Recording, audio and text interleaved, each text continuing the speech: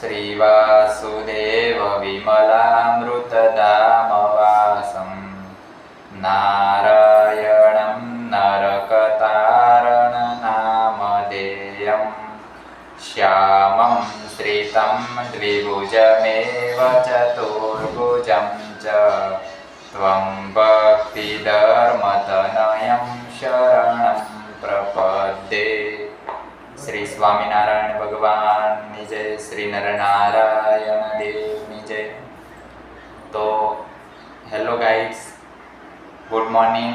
આજનો નવા બ્લોગમાં તમારું હાર્દિક સ્વાગત છે।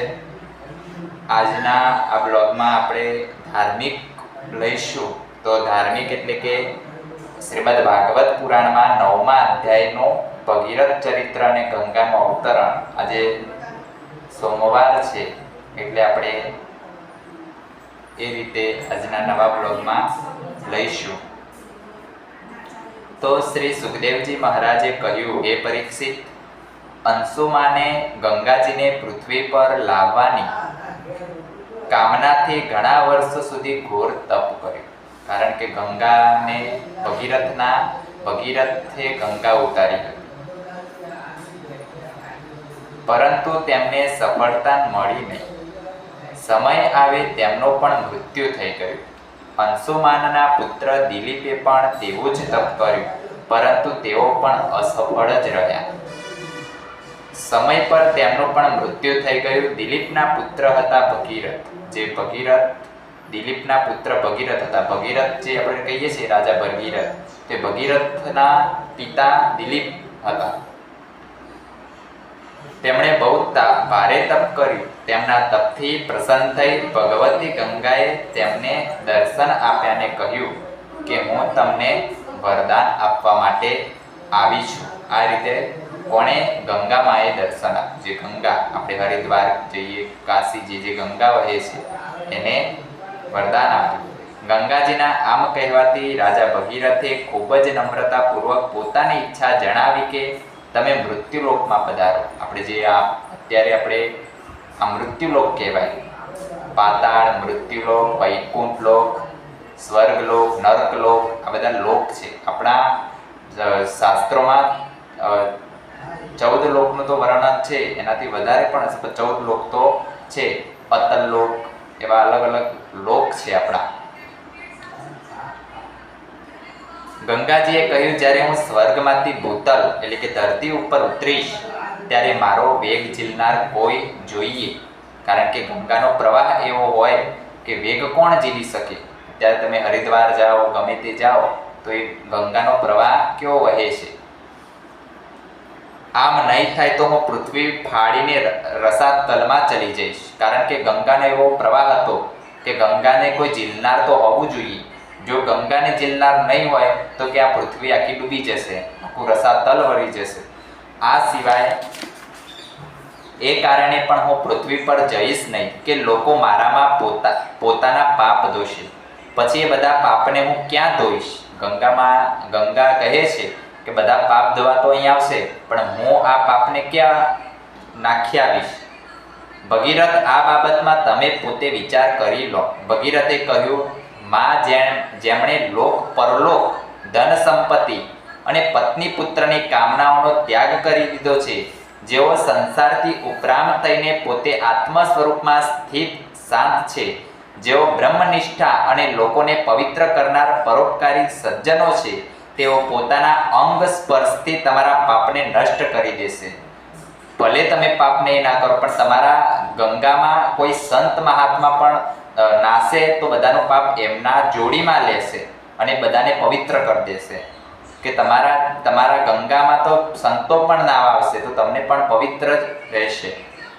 તેઓ પોતાના અંગના સ્પર્શથી તમારા જે પાપ બધાએ આપ્યા છે પાપનો નષ્ટ કરી દેશે।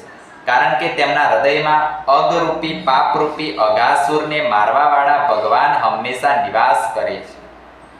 સમસ્ત પ્રાણીઓના આત્મા રુદ્રદેવ તમારા વેગને ધારણ કરી લેશે। કારણ કે તાંતણામાં રહેલી સાડીની માફક આ તમામ વિશ્વ ભગવાન રુદ્રમાં જ ઓતપ્રોત છે। આ સૃષ્ટિનો સર્જન જેનો સંહાર કરનાર એ શંકર છે। હે પરીક્ષિત, ગંગાજીને આ પ્રમાણે કહીને ભગીરથ રાજાએ તપ વડે ભગવાન શંકરને પ્રસન્ન કરે. આજે સરસ મજાનો સોમવારનો દિવસ છે અને એ માટે મેં આ ભગીરથની વાત લીધી અને શંકરને પ્રસન્ન થઈ કહ્યું. ભગવાન શંકર તો સંપૂર્ણ જગતના હિતૈષી છે. રાજાની વાત તેમણે તથાસ્તુ કહીને સ્વીકારી લીધી. પછી શિવજીને સાવધાન થઈને ગંગાજીને પોતાના મસ્તક ઉપર ધારણ કર્યા. જે તમે જો જટાધારીમાં ભગવાને ગંગા માતાને ધારણ કર્યા. કેમ ન કરે? ભગવાનના ચરણોનો સ્પર્શ થવાથી ગંગાજીનું જળ પણ પરમ પવિત્ર છે. શું? ગંગાનું જળ પણ પરમ પવિત્ર છે. ત્યાર પછી રાજર્ષિ ભગીરથ ત્રિલોકને પાવન કરનારા ગંગાજીને ત્યાં લઈ ગયા, જ્યાં તેમના પિતૃઓના શરીર ભસ્મ રૂપે પડ્યા હતા.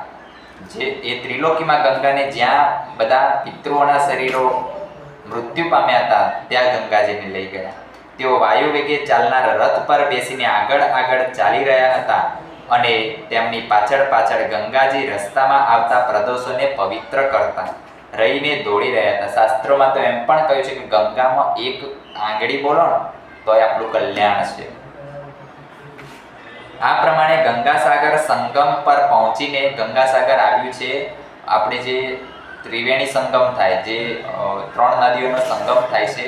આપણે હમણાં જે કુંભ મેળો ભરાયો ત્યાં પર પહોંચી તેમણે સાગરને ભસ્મ થઈ ગયેલા પુત્રોને પોતાના જળમાં ડુબાડી દીધા. જો કે સાગરના આ પુત્રો બ્રાહ્મણના તિરસ્કારના કારણે ભસ્મ થઈ ગયા હતા. તેમના ઉદ્ધારનો કોઈ ઉપાય ન હતો, છતાં પણ માત્ર શરીરની ભસ્મ સાથે ગંગાજળનો સ્પર્શ થઈ જવાથી જ તેઓ સ્વર્ગમાં ચાલે ગયા. આટલો ગંગાજીનો મહિમા છે. હે પરીક્ષિત રાજા, જ્યારે ગંગાજળ સાથે શરીરની ભસ્મનો સ્પર્શ થઈ જવાથી સાગરના પુત્રોને જો સ્વર્ગની પ્રાપ્તિ થઈ ગઈ, ત્યારે જે લોકો શ્રદ્ધા સાથે નિયમ લઈને ગંગાજીનું સેવન કરે છે તેમના માટે તો કહેવું જ શું. અત્યારે મૃત્યુ માણસની એન્ડ પોઈન્ટ આવે તો આપણે ગંગાજીને પોતાના મુખમાં મૂકીએ છીએ. મેં ગંગાજીના મહિમા વિશે જે કાંઈ કહ્યું છે તેમાં આશ્ચર્યની કોઈ વાત નથી, કારણ કે ગંગાજી ભગવાનના તે ચરણોમાંથી નીકળ્યા છે એટલે પવિત્ર છે.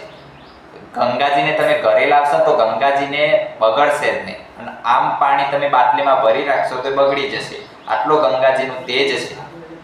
જેમનું શ્રદ્ધા સાથે ચિંતન કરી મોટા મુનિઓ નિર્મળ થઈ જાય છે અને ત્રણેય ગુણોના ન છૂટી શકે તેવા બંધનને કાપીને તુરત જ ભગવત સ્વરૂપ બની જાય છે.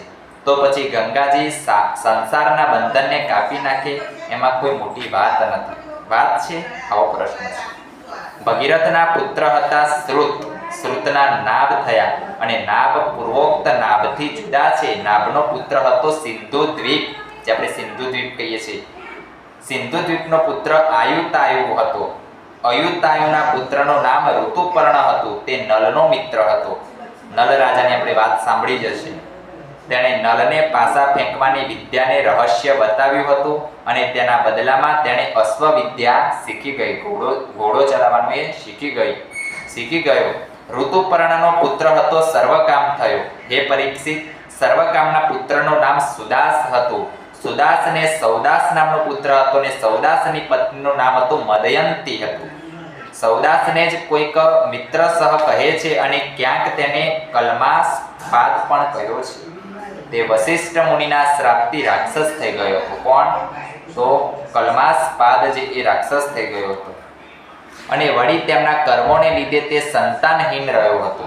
અત્યારે કર્મ સારા કરવા જોઈએ, ફળની આશા આપણે નથી રાખતા. કર્મમાં હશે એ ક્યાંય જતું નથી, એ દરેકને આપવું પડે છે. હે પરીક્ષિત રાજાએ પૂછ્યું, ભગવાન, અમે એ જાણવા ઈચ્છીએ છીએ કે મહાત્મા સૌદાસને વશિષ્ઠજીએ શ્રાપ કેમ આપ્યો?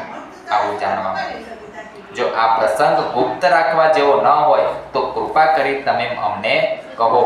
સુખદેવજી મહારાજ કહે છે, હે પરીક્ષિત રાજા, એકવાર રાજા સૌદાસ શિકાર કરવા માટે જંગલમાં ગયો હતો. ત્યાં તેમણે કોઈ રાક્ષસને મારી નાખ્યો અને તેમના ભાઈને છોડી દીધો.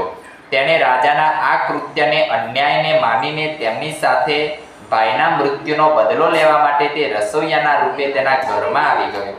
ભાઈનો બદલો લેવા માટે રસોઈયાના રૂપમાં તે આવી ગયો. કોણ? સૌદાસ. જ્યારે એક દિવસ ભોજન કરવા માટે ગુરુ વશિષ્ઠજી રાજાને ત્યાં પધાર્યા ત્યારે તેણે મનુષ્યનું માંસ રાંધીને તેમને પીરસી દીધું. જ્યારે સર્વસમર્થ વશિષ્ઠજીએ જોયું કે પીરસેલો પદાર્થ તો તદ્દન અપક્ષ્ય છે.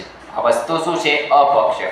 આપણે કહીએ દરેક અમુક શાસ્ત્રમાં, સ્વામિનારાયણ સંપ્રદાયનું નહીં પણ દરેક શાસ્ત્રમાં ડુંગળી લસણનું તો ભક્ષણ લખેલું જ છે, તો એ અભક્ષણ વસ્તુ કહેવાય. ખાધ્યા જેવી ના હોય. ભક્ષણ એ આખું એ વસ્તુ નથી સારી.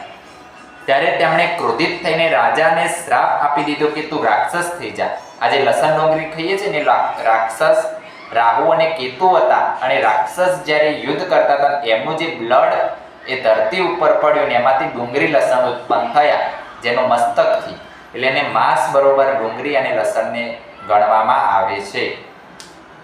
જ્યારે તેમને આ વાતની ખબર પડી કે આ કૃત્ય તો રાક્ષસનો છે, રાજાનું નથી, ત્યારે તેમણે તે શ્રાપને માત્ર 12 વર્ષ માટે મર્યાદિત કરી દીધો. તે વખતે રાજા રૌદાસ પણ પોતાની અંજલિમાં જળ લઈને ગુરુ વશિષ્ઠજીને શ્રાપ આપવા તૈયાર થયો. પરંતુ તેમની પત્ની મદયંતીને તેમણે આમ કરતા રોકી દીધા. અને આ પછી સૌદાસને વિચાર કર્યો કે દિશાઓ, આકાશ અને પૃથ્વી બધું જ જીવમય છે, આખું જગત છે જીવમય ચાલે છે, ત્યારે આ સાપનું તીક્ષ્ણ જળ ક્યાં છોડું? છેવટે તેમણે તે જળને પોતાના પગ ઉપર નાખી દીધું.